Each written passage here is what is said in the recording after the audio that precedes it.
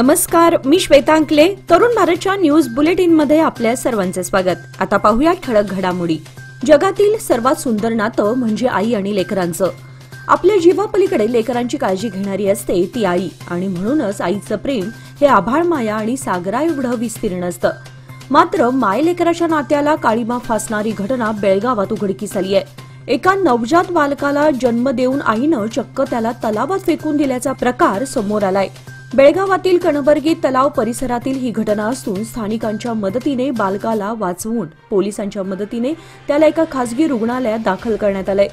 तलावाजवळील नागरिकांच्या सतर्कतेमुळे माळमारुती पोलिसांनी बाळाची आई आणि बापाला अटक केली असून त्यांच्यावर गुन्हा दाखल झालाय.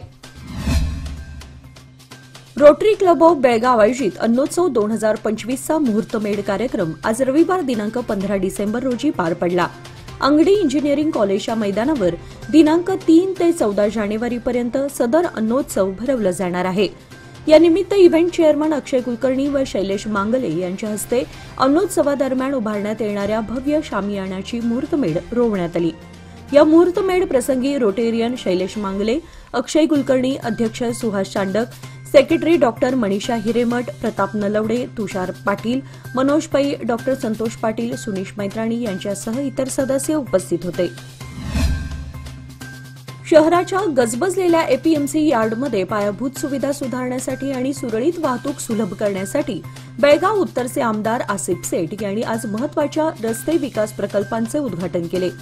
नवीन रस्ते बांधकामामुळे कनेक्टिव्हिटी वाढून शेतकरी, व्यापारी आणि इतर भागधारकांना सोयीचं होणार आहे. उद्घाटन समारंभास युवा नेते अमान सेठ, एपीएमसी चेअरपर्सन आणि अनेक पालिका अधिकाऱ्यांसह स्थानिक नेते उपस्थित होते. बेळगावच्या कृषी पुरवठा कार्यात महत्वाची भूमिका बजावणाऱ्या एपीएमसी मार्केट यार्डच्या आधुनिकीकरणासाठी या कार्यक्रमाचे आयोजन करण्यात आले होते. उद्घाटनाप्रसंगी बोलताना आमदार आसिफ सेठ यांनी व्यापार आणि वाणिज्य सुलभ करण्यासाठी पायाभूत सुविधांच्या विकासाच्या महत्त्वावर भर दिला असल्याचे सांगितले. पाऊस येण्याची शाश्वती कमी झाली असून वारा मात्र बऱ्यापैकी सुटलाय. त्यामुळे तालुक्यातील अनेक शेतकरी भात कापणी, बांधणी आणि मळणीच्या कामामध्ये व्यस्त आहेत. एकाच वेळी सुगीची कामे जोरात सुरू असल्यानं मजुरांची कमतरता मात्र भासत आहे. बेळगाव, खानापूर व चंदगड तालुक्यात पावसाळ्यातील 4-5 महिने बऱ्यापैकी पाऊस होतो. त्यामुळे येथील शेतकरी भाताचे पीक घेतात. भात हे येथील प्रमुख पीक आहे. यंदा पिकाला जेवढा आवश्यक पाऊस हवा होता तेवढा पाऊस झालाय. परिणामी पिकाची वाढ जोमाने झाली आहे. त्यामुळे भात पीक उत्पन्नात वाढ झाली आहे. 5 महिने सिमेंटच्या किमती स्थिर राहिल्यानंतर डिसेंबरमध्ये सिमेंटच्या किमतीमध्ये मोठी वाढ झाली आहे. पावसाळा, त्यानंतर आलेले सण यामध्ये मजुरांची उपलब्धता वाढल्यामुळे रिअल इस्टेट क्षेत्रामध्ये सिमेंटची मागणी वाढली आहे. तसेच मोठ्या पायाभूत प्रकल्पांमध्येही सिमेंटची मागणी कायम असल्यानं या महिन्यात सिमेंटच्या किमतीमध्ये वाढ झाली. सिमेंट उद्योगातील बड्या कंपन्यांचे अधिग्रहण होऊन काही मोजक्याच कंपन्या शिल्लक राहिल्याने किमती वाढत राहतील असा अंदाज बांधकाम क्षेत्रातील जाणकार व्यक्त करत आहेत.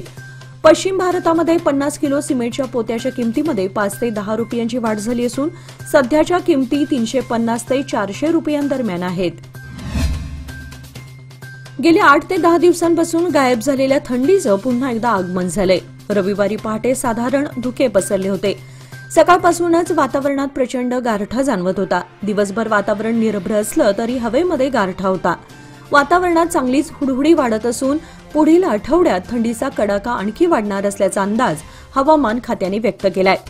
थंडी वाढत असून सर्दी, ताप, खोकला आणि घशाचे रुग्ण वाढत आहेत. व्हायरल इन्फेक्शन वाढत असून लहान मुले, वृद्धांसह दमा, फुफ्फुसाचे आजार असलेल्यांनी विशेष काळजी घ्यावी.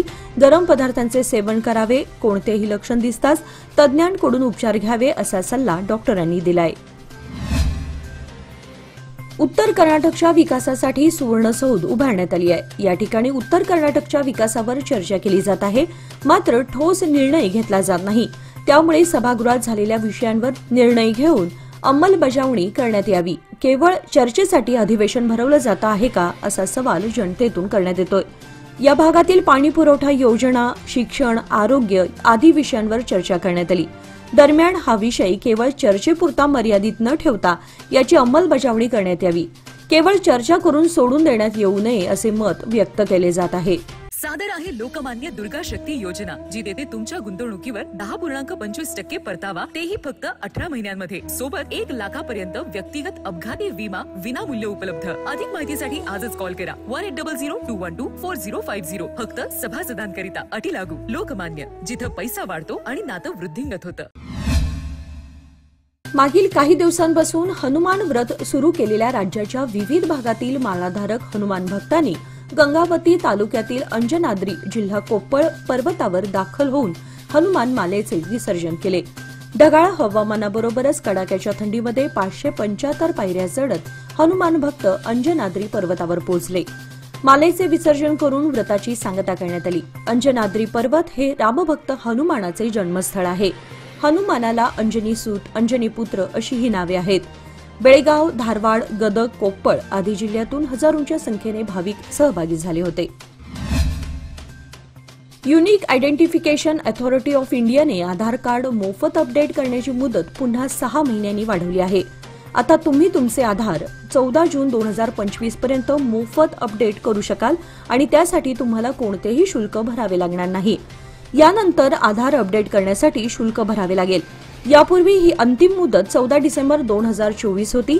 लाखो आधार क्रमांक धारकांना लाभ देण्यासाठी मोफत ऑनलाईन दस्तऐवज अपलोड करण्याची सेवा 14 जून 2025 पर्यंत वाढवण्यात आली आहे. वन नेशन वन इलेक्शन विधेयक सोमवारी म्हणजे 16 डिसेंबर रोजी लोकसभेत मांडले जाणार नाही. यासंबंधीची दोन्ही विधेयके लोकसभेच्या सुधारित यादीतून हटवण्यात आली आहेत.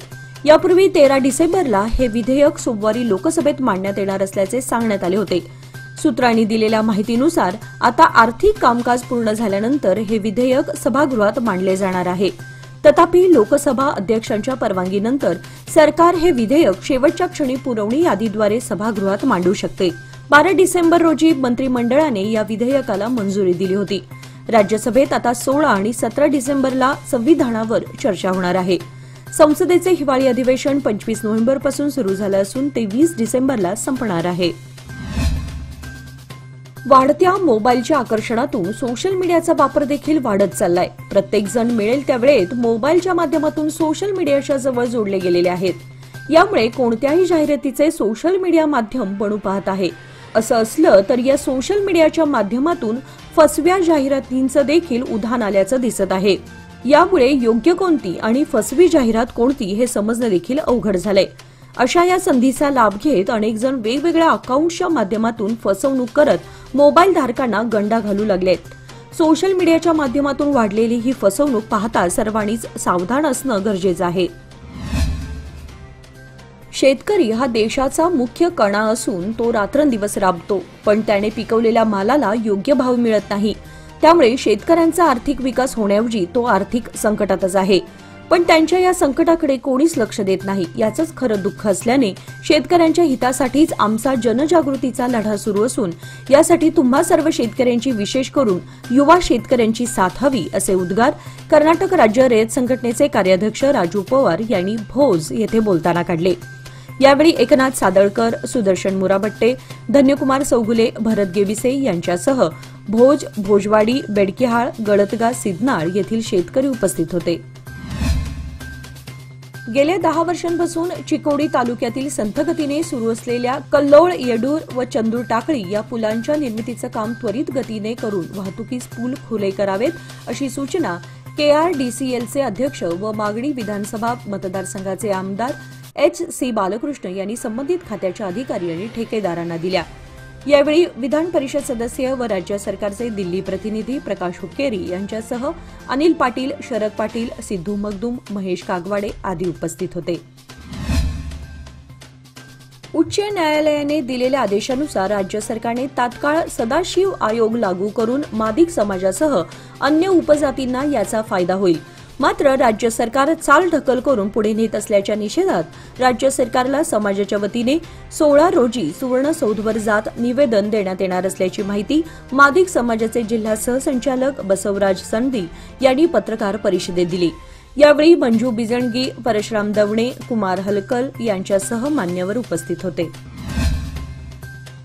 याचबरोबर आजचे बातमीपत्र इथे संपले. अधिक माहिती आणि ताज्या घडामोडींसाठी पाहत रहा तरुण भारत न्यूज चॅनल. तसेच आमच्या चॅनलला लाईक, शेअर आणि सबस्क्राईब करायला विसरू नका आणि विश्वासार्ह बातम्यांसाठी दररोज वाचा दैनिक तरुण भारत. धन्यवाद.